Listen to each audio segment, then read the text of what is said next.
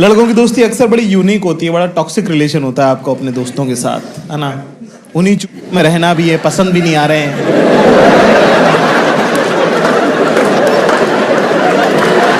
Mood भी खराब हो रहा है इनकी वजह से, पर इनके बिना चलता भी नहीं है।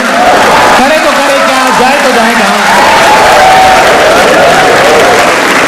हमारा बचपन का दोस्त है कुंतल, उसको मनपसंद में आप लोग सब जानते होंगे।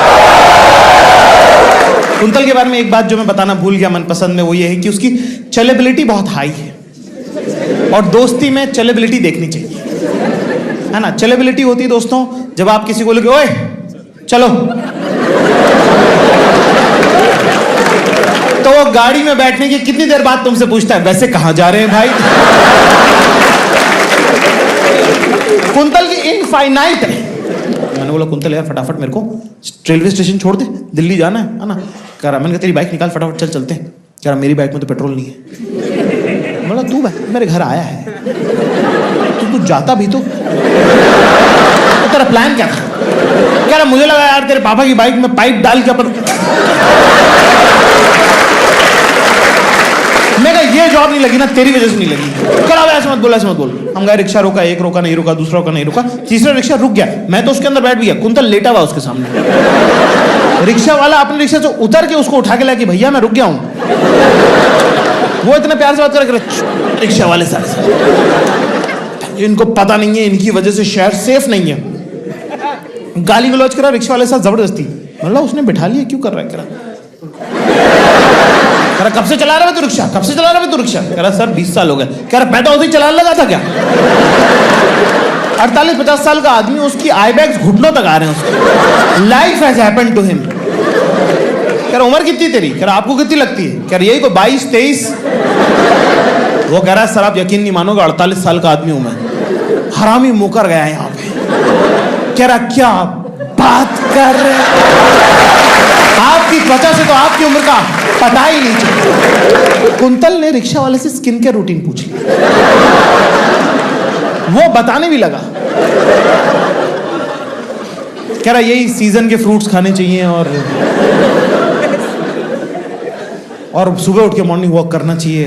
कुंतल उसमें भी डिसएग्री कर रहा है कि सर सुबह नहीं उठ पा रहे, कुछ और बताइए। वो कह रहा नहीं वो तो मस्त है, सुबह तो उठना ही है चाहे जो हो जाए।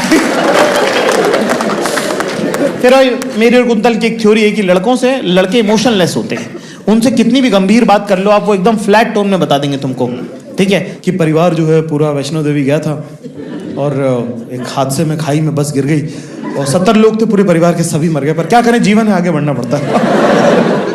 इसी आदमी से पूछो 9th क्लास की रिया याद है, नाच उठेगा। कह रहे रिया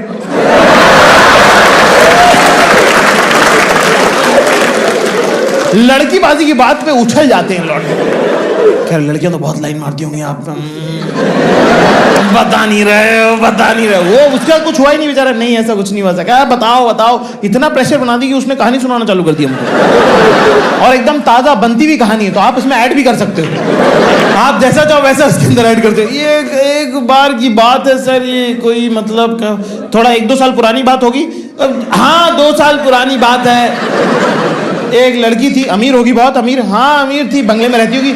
हाँ 2 साल पहले का बात है, बंगला में रहता था एक लड़की। मैं कहा आगे भी बताता ही रहे भाई, तू रुक गया वो भी रुक गया। अंकल को मजा आ गया भाई साहब, उनको मौज आ गई। कह रहा भैया कहाँ जा रहे हैं आप लोग। कह रहा भैया जा रहे हैं दिल्ली, रेडियो जॉकी बनना है। भैया को रेडियो जॉकी बनना है। कह रहा ये तो हमको गूंगा लगा।